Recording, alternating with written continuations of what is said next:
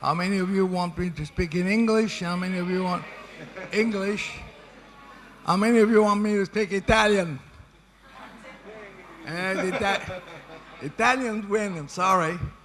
The English will have to see what's written. I've been told it's better in English. Sorry.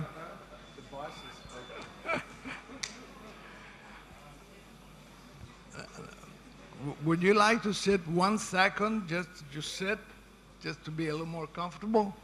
Get up. 1 second. Get up. Get up. Breathe.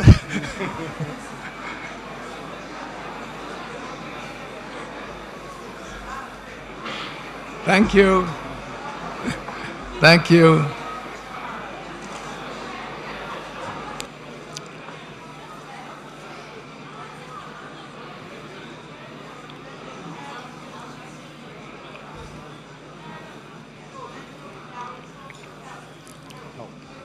Say that. Yeah, speak. Let me do it. The website, so it is mental health help, all one word, .com, mentalhealthhelp.com.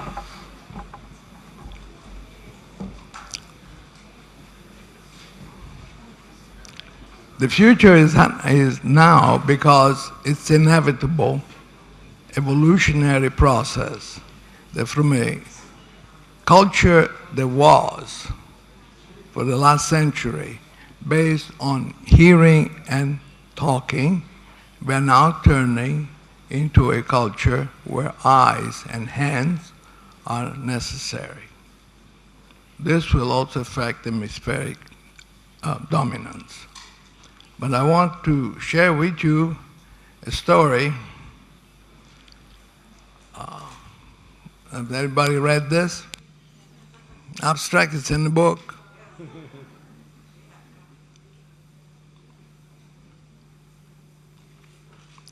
What I'm going to tell you will not be liked by some of you. Some of you will become very anxious. Some of you will be angry. And some of you will be so angry they'll want to leave the room. If you do, don't slam the door.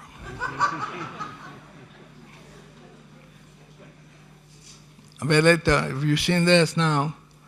Okay. Now there's one story that in Italian is said, se non è vera è ben trovata. During the First World War, the Department of Defense, Italian Department of Defense, used 6,000 scribes to make 6 copies of the same message to send to the various parts of the army, the navy, hospital, and so forth. They found a tremendous number of errors produced by the scribes who make copies of the same message. Until 1917, when an infernal machine was bought by the Defense Department. It was called, with the American word called Underwood. And the history is whether Underwood or Remington. Nonetheless, 5,000 scribes were fired. They produced strikes, demonstrations, blah, blah, blah. They raised hell. But the fact was that only 1,000 scribes kept their job if they learned how to type. Now let's turn to the children today. I had to stop texting for my granddaughter, beloved granddaughter, cell phone because she was texting so much that my bill on texting was out of this world. Now what does that mean? It means that when these children who are used to eyes and hands, what will they do when they need help? Will they go to see somebody face to face, talk to them? I'll leave you the answer. Now, e-counseling, e-therapy is a generic term referring to the delivery of mental health services to promote patients by using telecommunication technology. There is no way in which this is not going to increase. Whether you like it or not, whether you use it or not, this is going to be the future. For the last 2 years, I've been working with my colleagues to develop a Society of Technology and Psychology to make it a Division 56, 57 of APA. And they have been my support group in terms of developing ways and means to help people through the internet. I started that 1970s. In my laboratory, we start writing rather than talking. And to our great surprise, we found that writing was just as effective as talking. We published that work in 1971. In 1992, we published a book about program writing because the fact was that we could not research talk because talk is random, is not replicable. So we had to program the whatever question, task we use to have specific answer. That generated around the workbooks. So we also have to deal not only programming what we can offer to our clients, but also the structure. Why? Because structure is replicable. And my position, and my conviction is that if and when we want to develop professionally, we're going to have use repeatable, replicable means in evaluation and in intervention. No, I am very aware of the fact that the mental health profession in America, as in Italy, is essentially anti-empirical. So this is why I'm aware that some of you will become anxious and angry. But since I was raised as a Protestant Valdensian in Italy, I'm perfectly willing to be the minority. With this group of colleagues, we developed a bibliography that's available and notes, and we have about 500 some references. And it occurred to me a month ago that maybe I could use this bibliography to evaluate under what conditions it's better to talk than to write, with whom it's better to talk and to write, and what kind of functioning is improved by writing than talking.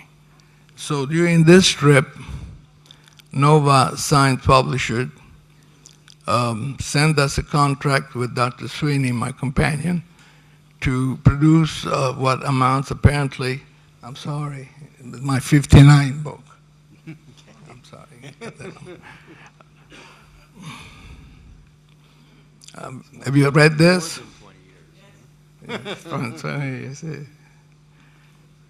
Okay, now, why are homework important? In the year 2000, Kazantes, a good old boy, Greek boy in New Zealand, produced what I consider a classical study.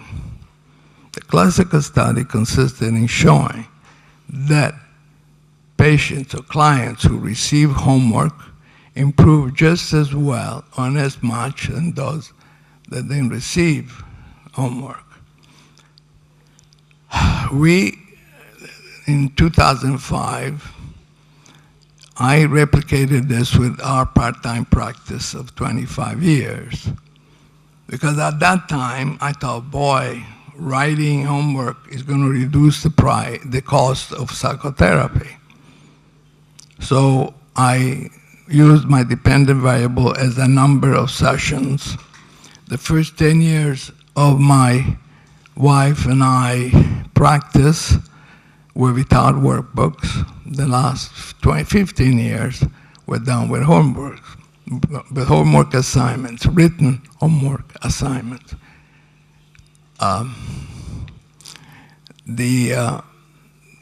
At that time, I was convinced I found the golden duck, the golden duck that would help reduce the cost of mental health treatment. I was absolutely wrong. What happened was when we analyzed the two groups, the individuals, couples, and families had a significantly number of sessions than the ones who did not have homework.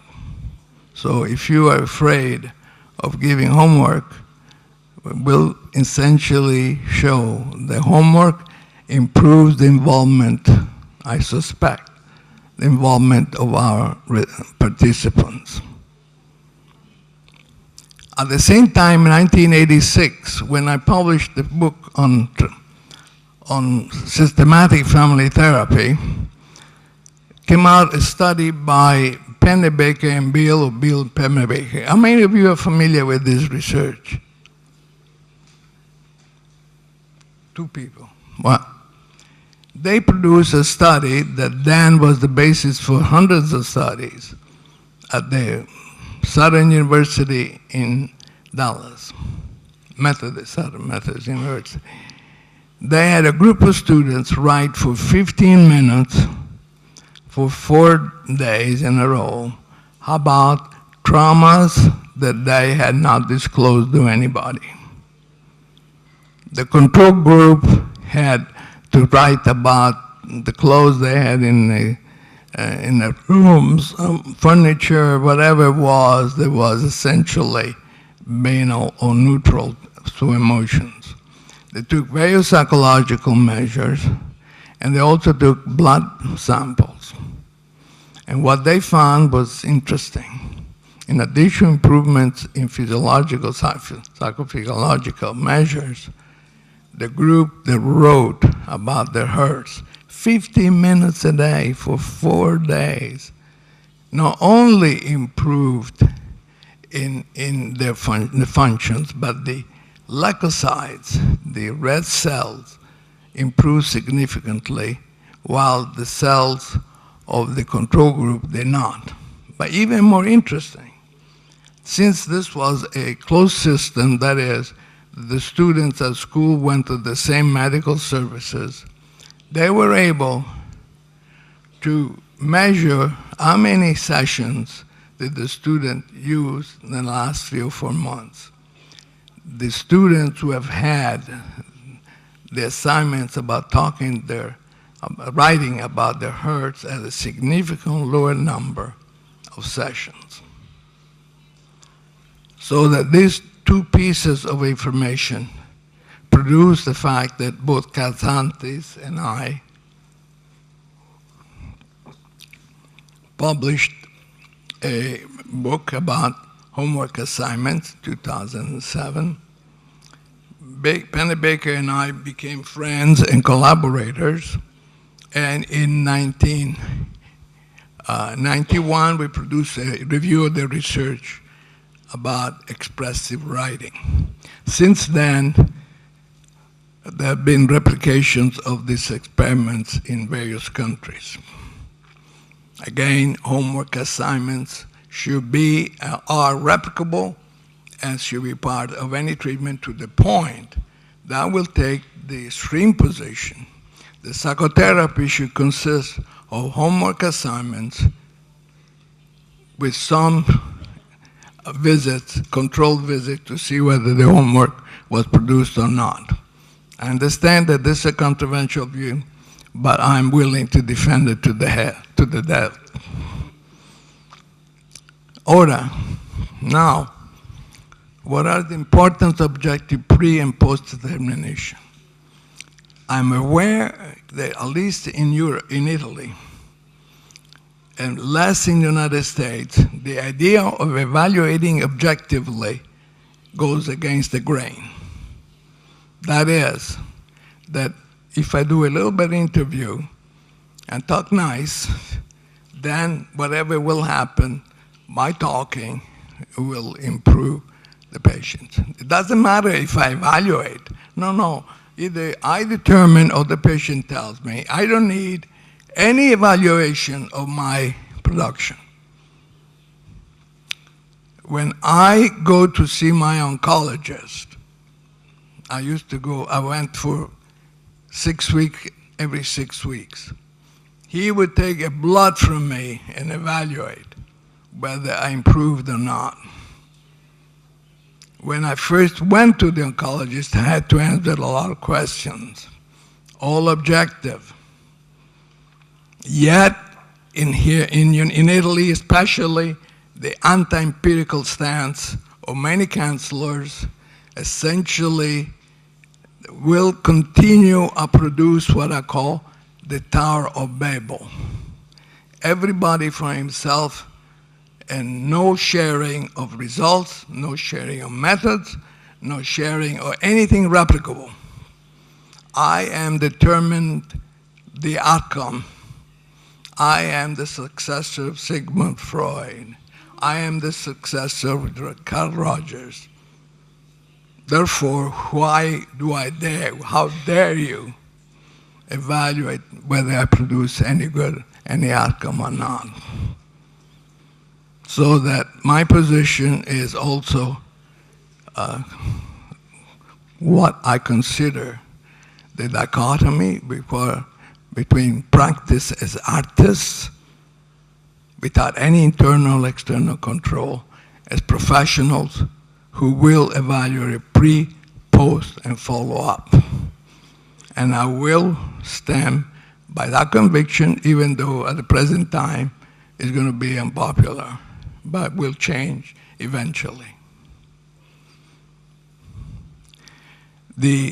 Since 1970, we started producing various workbooks that were published in 2011 and 2013. About 100 workbooks were made in linear, paradoxical, nomothetic versus geographic, limited versus a prolonged number of exercises, developed workbooks for the DSM-4, and therefore I developed workbooks from the Beck Depression Inventory, the Minnesota Multiphasic Personality Inventory. And Smith and I, in 2001, made a meta-analysis of workbooks with an effect size of D.44, which means we can change people, behavior, without ever seeing them. Very simple to connect evaluation to treatment through writing. How? Take a single list of items. Take the Beck Depression Inventory, 21 items. Transform that in a workbook. Do this with the symptoms of the DSM. Define, instead of telling the patient you are depressed because I am the great scientist, because I talk with you and I know you're depressed, why don't we look at these items and you tell me what you understand of each of these items, not tell me, write me, of what you think about each item. Not only that, tell me, give 2 examples of how this item applies to your life. Simple, anybody can do that. Do this for 21 items. This is a nomothetic approach. Everybody can do it. Now, okay, that you have done these 21 items, rank them according to how they're important to you in your life. This is an idiographic task. individualized to the person. What do I have now? I have a treatment plan, a written treatment plan in which the patient tells me, these are the 5 or 6 areas of my life that I need to look at. Okay, now I will present you, I'll give you a standard operating interview written in which you give me duration, frequency, intensity, and contextual relevance of this particular item. We will sign a contract, a written contract, and on the basis of this, we'll do it for some time, 4, 5, 6 times, no more.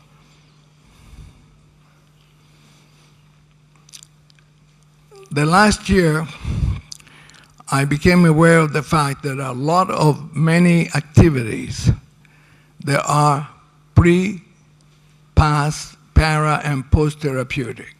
So just a few weeks ago, a book came out about the fact that I collected all these activities in which the instructions were introduced verbatim. So these exercises or practices are replicable that anybody, any professional can read. But as you see, there are verbal, non-verbal. You see the verbal exercise can do as much as well with depressed individuals as a medication. Medication may work with extreme depressions, but we also have shown the medication doesn't work with some individual. And here there are a varieties of ways that we can give to our clients to choose what they need the best.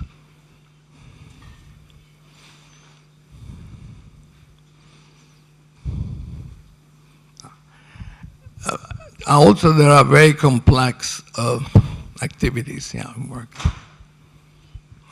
Okay, yeah. And some of them I wrote years ago. One is the hugging, holding, huddling, cuddling, a nonverbal prescription for couples and families. And number 19, the sharing of herds was done and was actually supported by this church, done by my collaborator here at the University of Padua, using students and using essentially written instructions on how to share herds. So this has been I validated clinically, but it's only personal information, and as you know, I am wrong, therefore I prefer to use evidence to support what I think is wrong. These are all the various ways in which you can help: distance writing, Pennebaker, my approach, program writing, autobiography, diary, and poetry. And in my last chapter, I attacked the position of a fellow called Nick Cummings, who in 1970 found that one visit to the medical services cut the number of sessions, face-to-face sessions, in half. He became president, and he also developed ways of helping psychotherapy. And now he contends that psychotherapy is the first line of defense. I contend, in terms of cost and practice, psychotherapy is the last kind of pen that we have a variety of pre, para, and post activities that we can introduce at minimum cost in a step model. When I have a headache or fever, I call the doctor, says, take an aspirin, take your temperature, call me in the morning. I still have a temperature, I have 101, I still have a headache, and my blood pressure has gone up to 190. Come in and let's see what you got. There's a progression, logical, practical, of time saved, money savings. And essentially, the introduction of these pre, para, post activities as one way of starting with the least expensive approach, moving to the most expressive, which is counseling psychotherapy. I want to finish with 10 decisions the council needs to make now for the near and distant future. Whether we like it or not, the change shows in resistance to use structured distance remote writing. But if it's not us, who? And if not now, when? The decision number one is whether we decide to stay the status quo or change. In 1999, I wrote a chapter on request about the paradox of change. We are the professions that want to produce change in our clients, but as I found, we are also the most resistant to change. Now I'm asking you and telling you that now there are ways to change. Whether you like them or not, evolution will determine the future. The choice is between artists and professionals. If you want to do without evaluation, you're free to do it. If you want talk without knowing exactly the results your talk produces, you're free to do it. APA doesn't put any limits. There are no ethical restraints to people practicing artists. As you see, my position is essentially against the common ways to practice, even approved by professionals like the American Psychological Association. And I sustain that progress is found in cumulative, replicably uniform professional practices individually as well as collectively. I should see whether what I do produces outcome or not. And I should compare what I do with what another professional does, and whether in my clinic we also we follow procedure followed by other clinics. The number three is, do we react or we conduct? And here is where I become a Florentine. And that is that Machiavelli had the concept of the conductor, il condottiere. Why? Because the condottiere, if he wanted to win, had to have a plan. Most of what we do in psychotherapy is, as we say in Italian, alla Carlona. La conoscete quella parola? Cioè si parla, venga qua, we talk. Come here, we talk. And this talking will produce outcomes. Whether it applies to your symptom or to your concern, we talk. And here I become also another Florentine. The two idols I have, Galileo Galilei and Niccolo Machiavelli. So you have the choice. You want to say the same thing, or you want to improve your practices and give clients much more many choices that have been available to us thus far. Quit talking and start writing. Do it with an informed consent form. 20 years ago, I paid $500 to a lawyer to make sure I covered all the bases ethically, morally, and professionally. Years ago, a psychoanalyst in Portogruaro, when I was talking, became enraged and said, I teach my nurses to listen. Listen. This is the miracle cure. You want to be passive or do you want to be interactive?